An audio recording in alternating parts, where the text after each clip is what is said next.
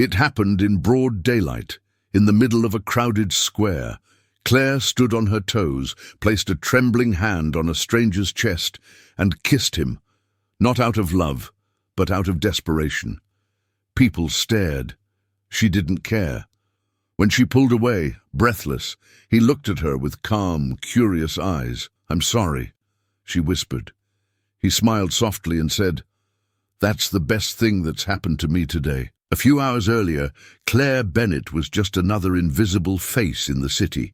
The girl behind the library desk, the daughter of a janitor, the ex-girlfriend nobody remembered. But when she saw him, Zach, laughing beside his new girlfriend, golden-skinned Sienna Blake, in that fancy jewelry store, something inside her snapped. It wasn't just the betrayal. It was the way he looked through her, like she never mattered. Like 3 years could be erased by a credit card and a blonde with perfect teeth. Claire didn't plan it. She acted on instinct. She needed to feel powerful, or at least seen, so she kissed a stranger. And in that one impulsive moment, her whole world shifted. This is the story of how a fake kiss turned into something real, and how a girl who felt invisible discovered what love, courage, and truth really meant. But at that moment, she had no idea what was coming. Claire Bennett's mornings always began the same way. A cracked alarm clock at 5:45 a.m., the smell of bleach from her mother's uniform, and the quiet hum of a world that never seemed to notice she existed. Her mother, Gloria, worked nights cleaning office buildings uptown. Claire worked days at the Oak Ridge Public Library, shelving returned books, smiling at toddlers, and dreaming silently between the lines of worn-out paperbacks. She never talked about her real dream, becoming a writer, because dreams like that didn't belong to girls like her. At 24, Claire had mastered the art of invisibility.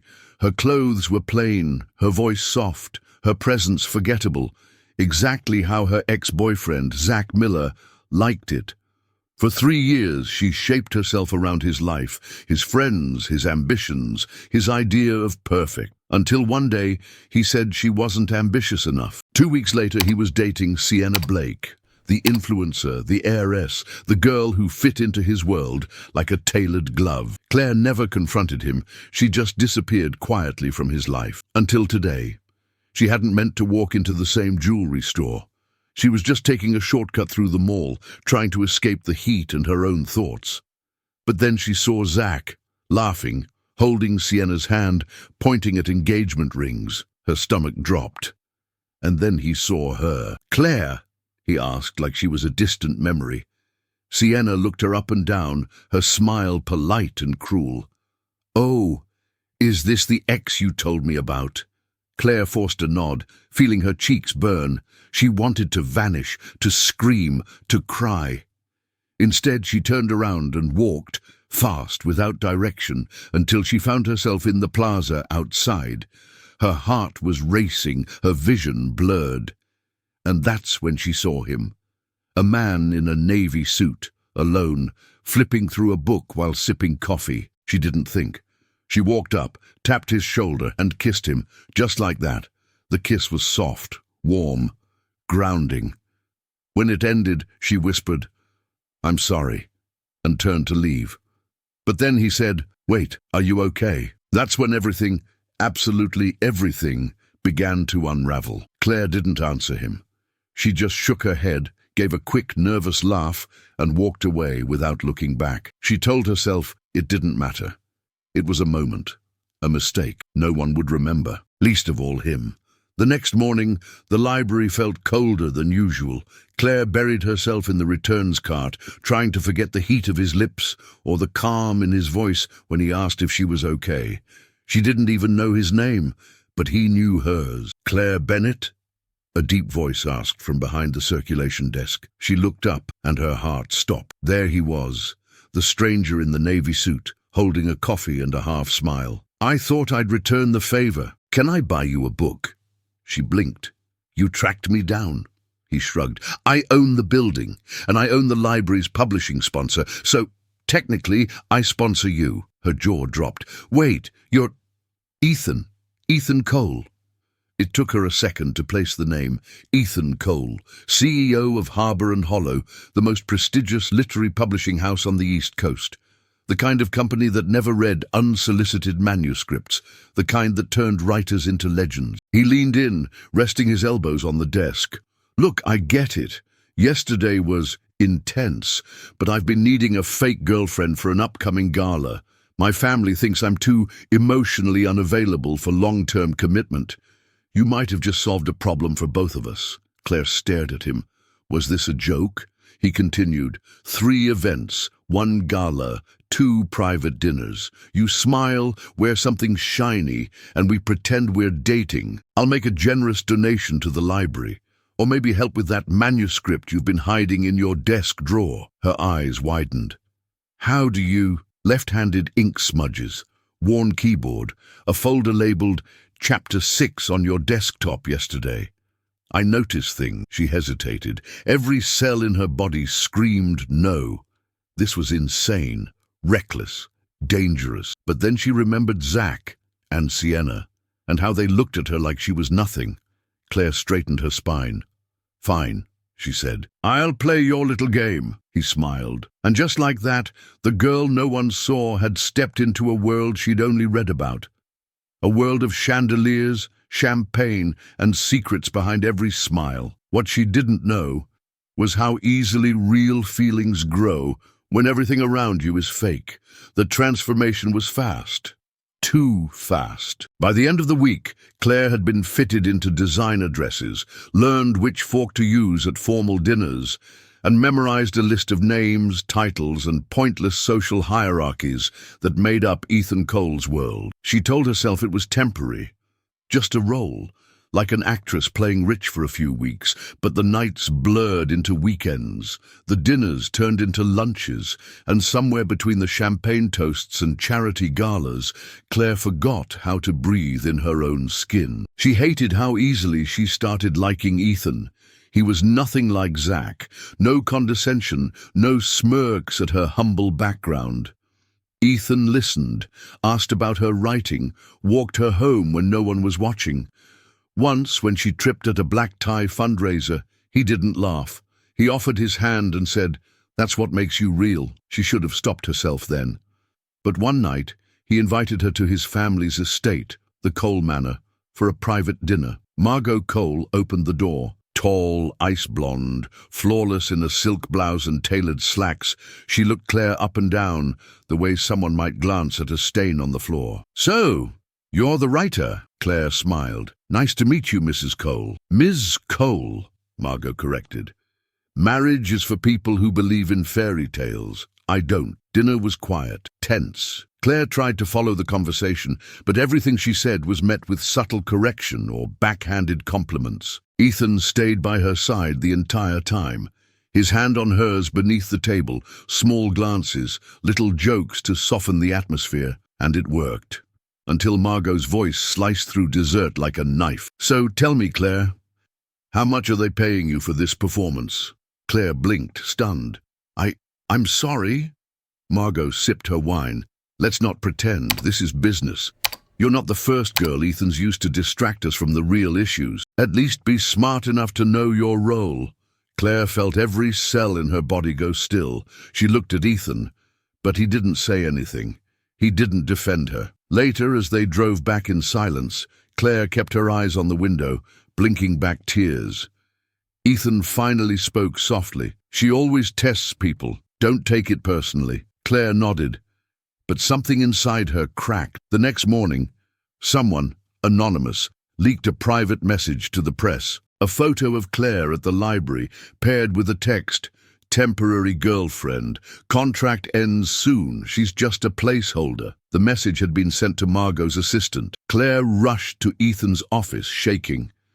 "Did you say this?" she asked, voice breaking. He was on the phone. "Claire, I can explain." She didn't wait. "So it was a contract to you? Just business?"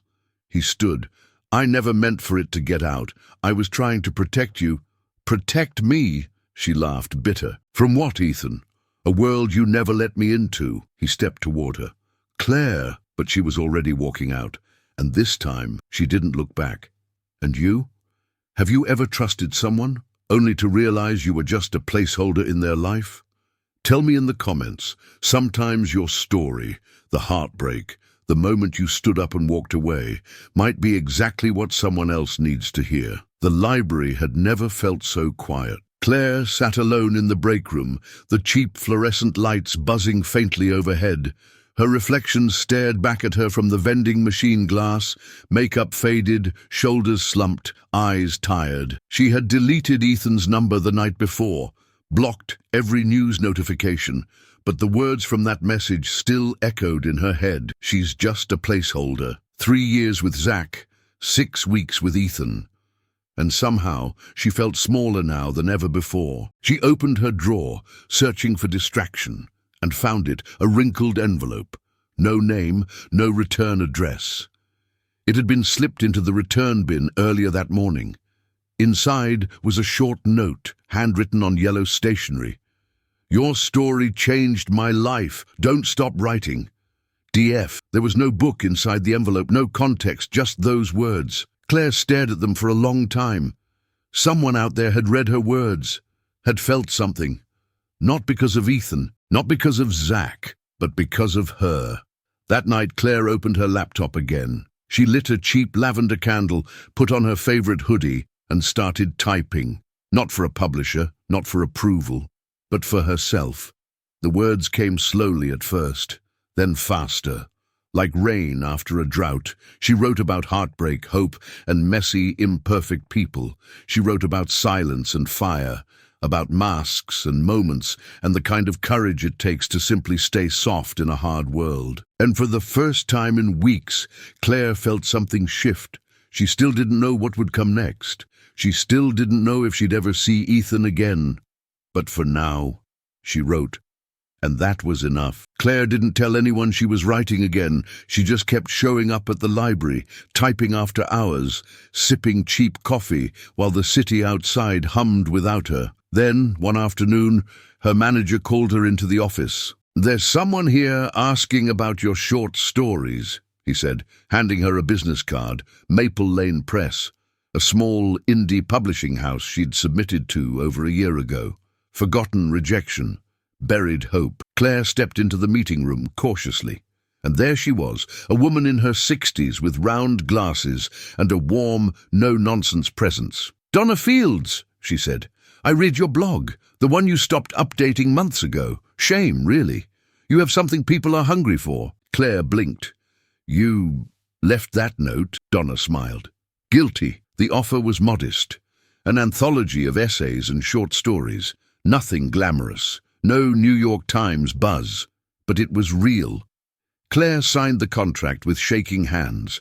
The following weeks were a blur of edits, phone calls, and learning how to believe in herself all over again. She wasn't rich, she wasn't famous, but she was writing, and people were finally listening. Still, there were moments, late at night in between chapters, when she'd catch herself reaching for her phone, wondering if Ethan had tried to call, wondering if he even cared. She never called him, but he was never far from her thoughts. Ethan Cole was many things, CEO, strategist, heir, but these days he felt like a man permanently stuck in rewind.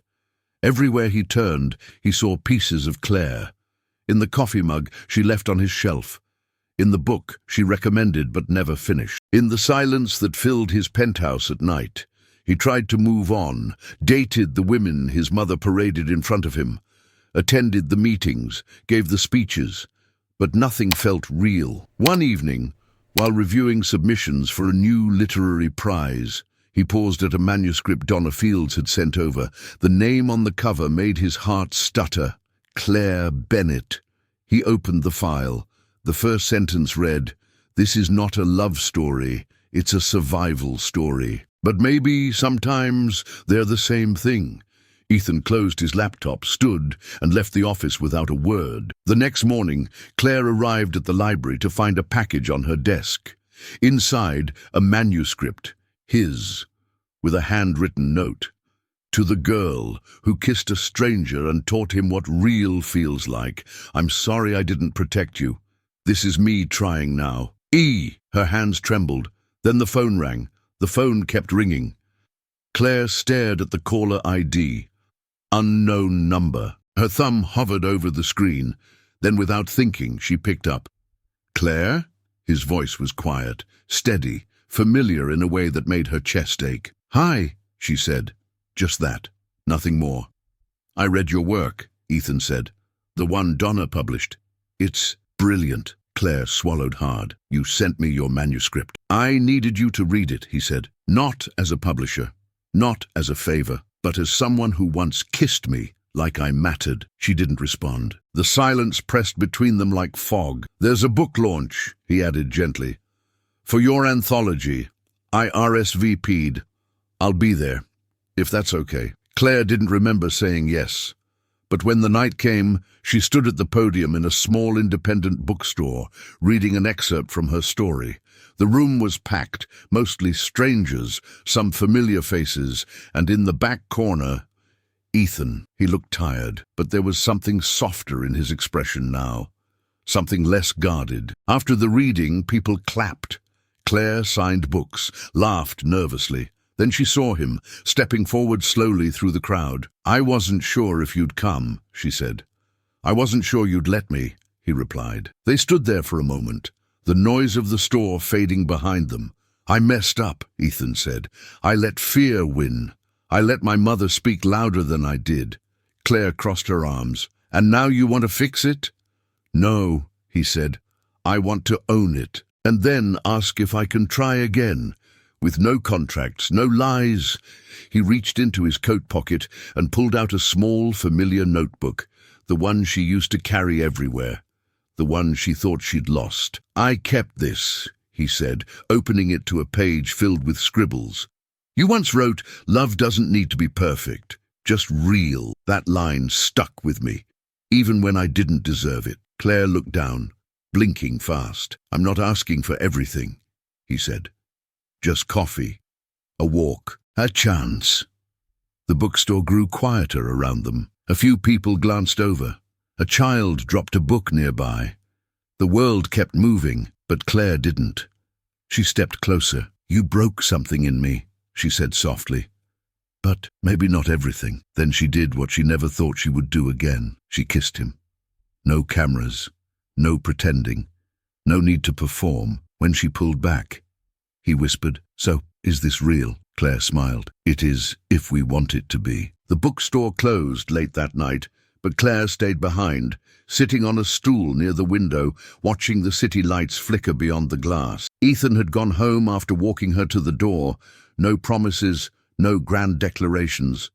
Just a quiet, "See you soon," and the weight of something honest between them. She liked that. Weeks passed. Her book gained traction. Not viral, not explosive, but meaningful. Letters started arriving.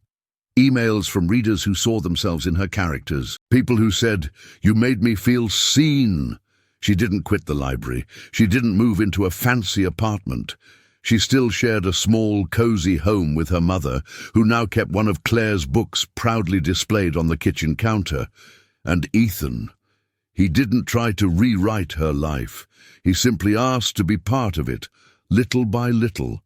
Sometimes he'd bring coffee to the library and sit quietly while she typed. Other times he'd text her a quote from her own book just to remind her who she was before the world tried to make her smaller. Claire had learned something she hadn't expected. Love wasn't lightning and roses. Sometimes love was a stranger in a plaza, asking if you were okay. Sometimes it was space to breathe. Sometimes it was letting someone back in because they finally showed up with their whole heart. She once thought the kiss was the most reckless thing she'd ever done. But now she knew the real courage wasn't in kissing a stranger. It was in letting herself be seen fully, vulnerably, and choosing to love anyway. Have you ever done something wild, just to feel in control again? Maybe it wasn't a kiss in public. Maybe it was quitting a job, ending a relationship, telling the truth after years of silence. Whatever it was, That moment might have been the start of something you didn't even know you needed. If Claire's story touched something in you, tell me in the comments. Your voice matters. Your truth matters. Someone out there might be waiting to hear exactly what you've been through. And if you believe that even our messiest moments can lead us to something real, leave a like and subscribe. Because here, we don't just tell stories. We remind each other that being human, vulnerable, scared, brave, is enough. And I promise, we've still got so many beautiful stories left to tell.